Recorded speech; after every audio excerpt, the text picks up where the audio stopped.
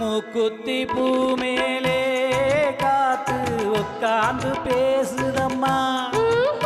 அது உட்கார்ந்து பேசையிலே தேனு உள்ளூர ஊறுதம்மா.